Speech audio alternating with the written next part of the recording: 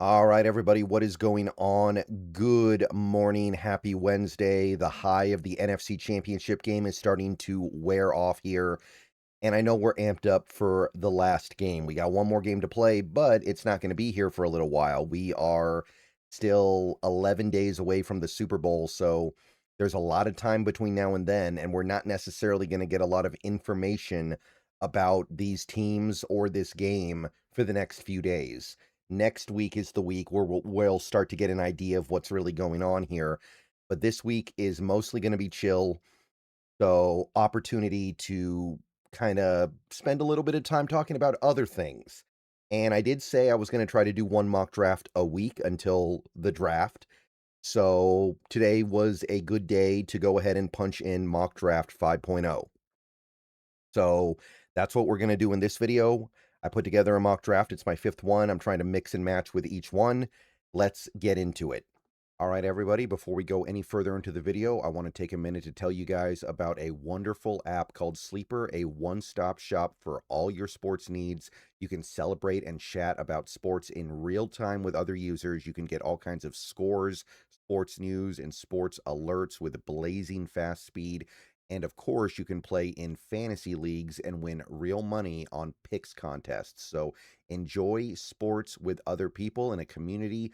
Download the Sleeper app today and remember to use the promo code SBN, that is SBN, for up to $100 match on your first deposit. And they also have a free $20 entry right now, no deposit required. So pair those two up. Terms and conditions do apply. See Sleeper's terms of use for details. Currently operational in over 25 states and growing. Check out the Sleeper app and have fun with sports this year. All right, so no trades, no moving around of draft picks. We'll get into conversations about things like that when we're more in the off season. But this is just going to be straight native picks. First round pick, which currently projects to be 32nd overall, by the way. I've got Brandon Cisse, cornerback from South Carolina, another South Carolina defensive back. So maybe him and Nicky Manwari know what's up. But either way, Brandon Cisse, I got to cop to this.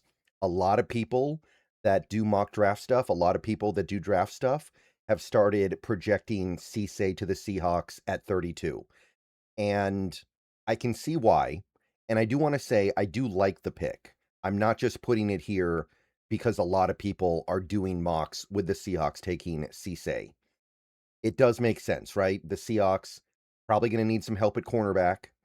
And if they lose Woolen, which I think they will at this point, they're going to need an outside corner who can start immediately. Cisse should be that. If he isn't able to start immediately, then he should be able to start pretty darn early. Maybe you give him a month or two at the start of the season next year to warm up, but he should be able to hit the ground running more or less. He's excellent against the run, which is going to be very important for any cornerback in this scheme, especially while we're a little undersized up front with no true nose tackle. I think it's really important that we have guys like Witherspoon and Eman Wari who can provide run support at a high level, and Cisse is another guy who can do that. My hang up here, and this is the one thing I'll say about Cisse that I will admit has me a little bit concerned. I think he's pretty clearly a man corner, and while we've run more man in recent weeks, McDonald is pretty clearly a zone guy most of the time. He likes to run zone. So I look at Cisse, and I think he has a lot to learn as a zone corner. Now, it's easier to play zone than man, so getting a player who is good in man coverage and teaching him how to play zone is certainly doable, but I do wonder how long that process will take. So Cisse, big time run supporter, great man skills, a lot of stuff to like, might have to learn how to play zone at a high level. So that is pick 32 for me. Moving on to round two, we've got Connor Lew. And this one is kind of interesting, right? Because Connor Lew was on track to be the number one center in the draft. He was projected to maybe even be a first round pick. And then he tore his ACL. And he still declared for the draft, which was a surprising choice for a lot of people. A lot of people probably thought he was going to go back to school because of the torn ACL, but he declared. At least last I saw, he declared. Maybe he withdrew, but to my knowledge, he is in this draft, and to my knowledge, he is going to be currently projected to be a late second-round pick. So you get Connor Lew. You probably know you're not going to get a lot out of him as a rookie. You bring back Jalen Sundell, who is going to be cheap next year because of his I think he's restricted. If he's not restricted, then he's exclusive rights. Either way, you can get Sundell back on a 1-year deal. You give him 2026. You bring Connor Lew up behind Jalen Sundell. And then in 2027, Sundell probably leaves, but you've got Connor Lew ready to step in. So it's not a pick for 2026, which I will admit I'm not a huge fan of, but I think this is the kind of drafting for the future that I can get behind with this team, doing it on the offensive line. And maybe Connor Lew comes back faster than we expect. And I do think it is an opportunity to get a first-round caliber player in the second round because of an injury.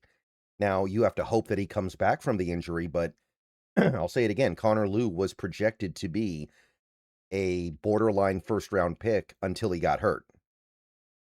Okay, third-round pick, I'm going with Kaytron Allen, running back out of Penn State. He's a little bit more of a hammer compared to Nick Singleton. I could have gone with Singleton as well, but to me, Kaytron Allen has better zone instincts. I think he's a little bit of a better running back in zone. I think that he also has some real thump. He can run as like an early down power back. I think there's some stuff going on with Kaytron Allen that would be like a Zach Charbonnet replacement, and that's really what we need. If we don't spend one of our top 3 picks on a back, we probably need to give a back in free agency fairly significant money on top of keeping Walker. So Kaytron Allen to me is another perfectly capable power back in this draft. Somebody that can kind of replicate what Charbonnet does. He's got the same limitations as Charbonnet. Not super fast, not super elusive, but good all-around running back. And I think that he will be able to step in as the number 2 back for at least most of 2026.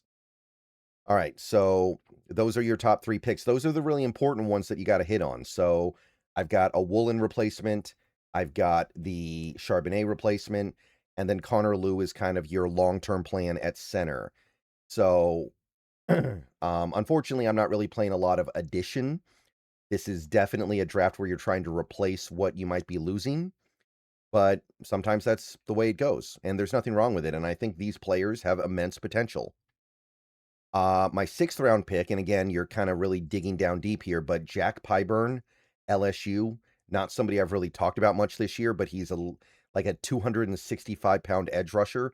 McDonald seems to like the bigger edge rushers, and Pyburn is good against the run. He's very strong. He's very stout.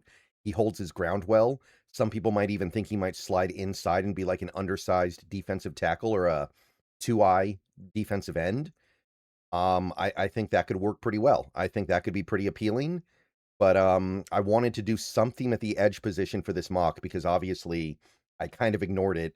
And if we ignore edge to this extent in the draft, then that would be kind of hard to come back from. I will admit that. All right, so that's going to be it for my 5.0 mock draft. Let me know what you think of it down below.